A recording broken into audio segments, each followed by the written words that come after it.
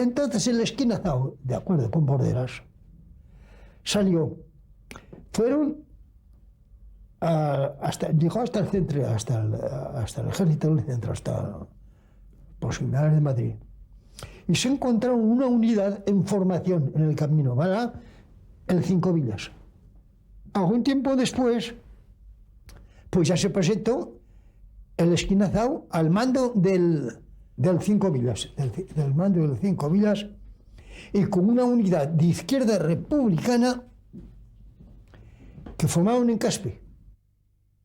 Y con esos dos batallones, y el batallón que ya mandaba yo entonces, que era el primer batallón Alto Aragón, que fue el primero que lo mandé, fui yo, pues se formó la 130 Brigada. Al mando del anarquista Mera estaba la 72 Brigada con predominio de socialistas y comunistas, siéndole asignado el sector de Voltaña. En 1937, tomando como base un batallón de la 72 Brigada, quedó formada la 102 Brigada que debía cubrir el sector de Fiscal. Había un capitán del ejército, que es don Mariano Bueno, teniente coronel del ejército, pero era profesional. Y este hombre fue el primero que mandó la 130 Brigada.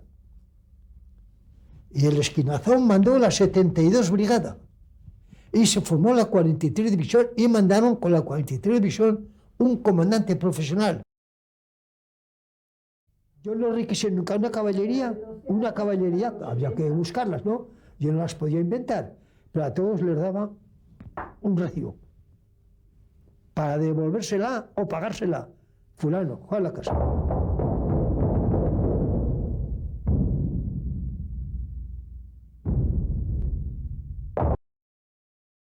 Y el Esquinazo se retiraba por ahí con las 72 Brigada y con la 102 Brigada. Descompuesta, si tú quieres. Ahí tiene razón también cuando habla un poco de eso. Descompuesta, pues porque no se había llegado a formar, nada más. No tenía más que 2 batallones. Y esa 102 Brigada es la que iba a donde estuvo, de encima de San Juan, en el Gisaín, arriba, a la derecha, haciendo frente a la parte de Benasque. Y la 72 se situó en La Espuña. La población civil se retiró antes, cosa que yo no hubiera hecho, francamente. Yo he sido siempre en contra de la evacuación de los pueblos.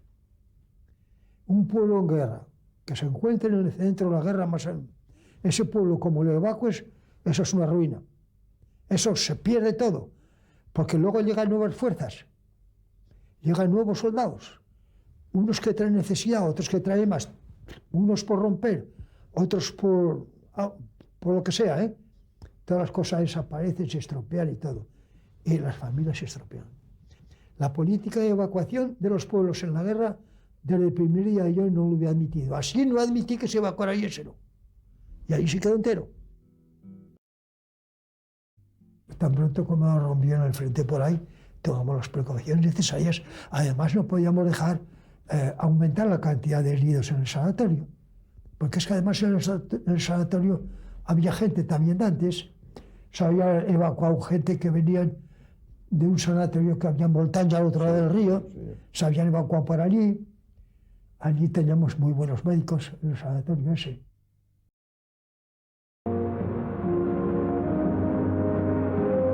El 14 de abril, tras la acostumbrada preparación artillera, las tropas nacionales se arriesgaron a romper el frente a la altura de Escalona y La Espuña para forzar el paso de la carretera a Bielsa, logrando colocar su vanguardia debajo de Peña Montañesa. Al día siguiente, era mío, el día siguiente que las montañas ardían de bombardeo. ¡Ardían! Porque en la Buerda habían instalado 4 o 5 baterías de largo alcance, que eran todas rompedoras, granadas rompedoras, que estallan en el aire. Y claro, a los que estaban en el frente de La Espuña, eran los que más mal podían hacerle, a ellos.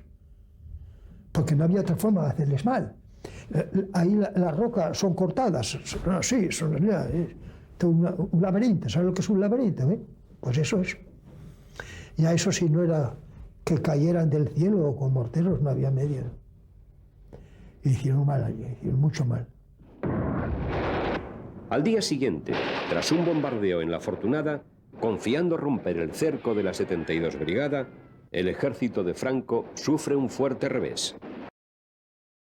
Vamos ya un mes. Y todos los días la aviación, y venga propaganda por aquí, propaganda por allá. No hacía mella la propaganda porque procurábamos que no lo hiciera, pero se empezaba a sentir un poco. Aprovechando la campaña intimidatoria del Ejército Nacional, el mando de la 43 División dispuso que la noche del 13 al 14 de mayo sus fuerzas simularan un repliegue de las posiciones que ocupaban.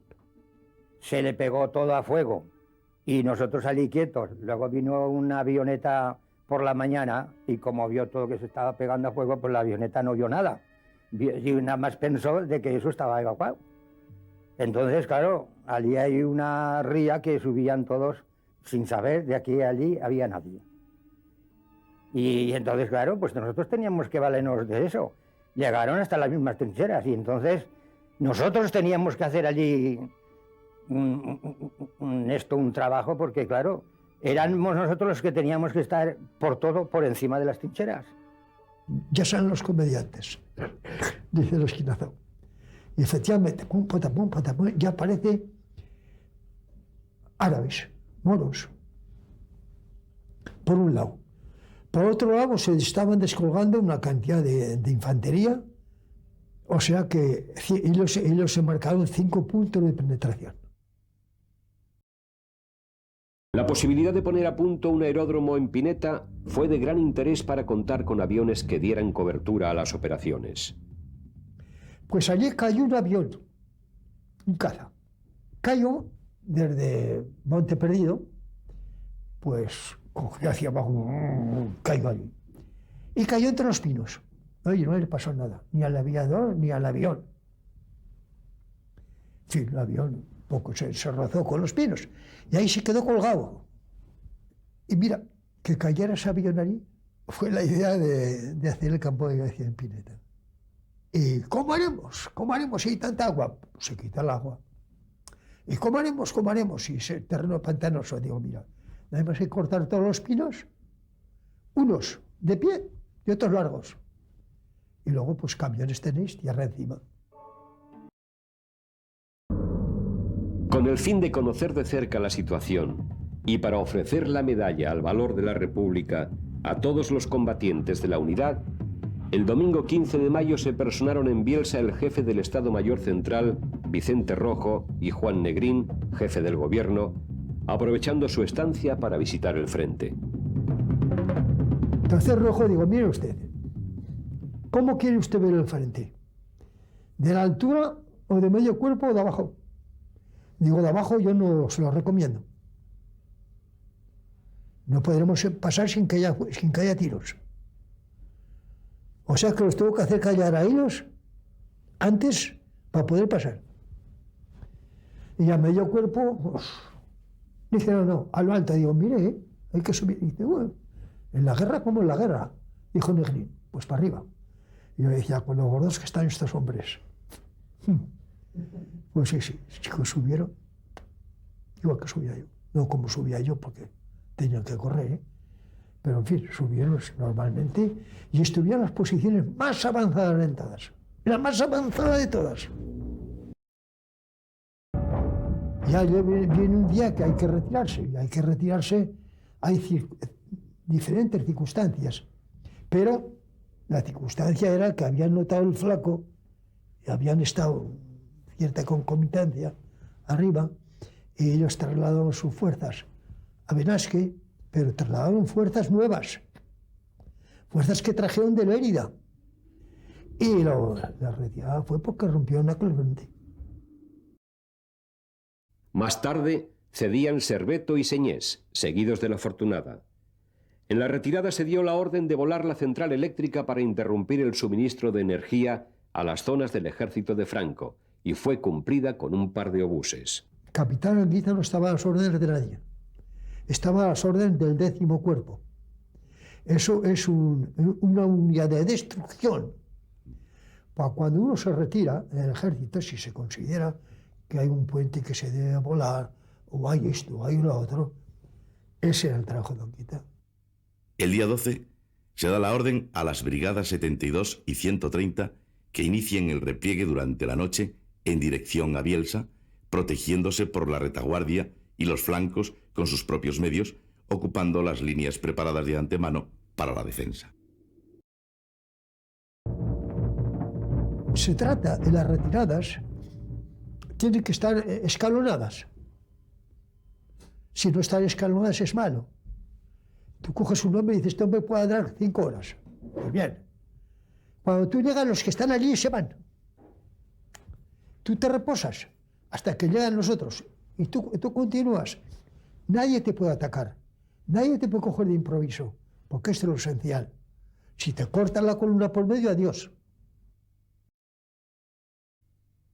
No ha habido ni un fusilamiento en la 40 Televisión, ni ha habido ningún fusilamiento en Cotefablo, ni ha habido ningún fusilamiento ni en Viescas y el otro, por parte nuestra, en ninguna parte.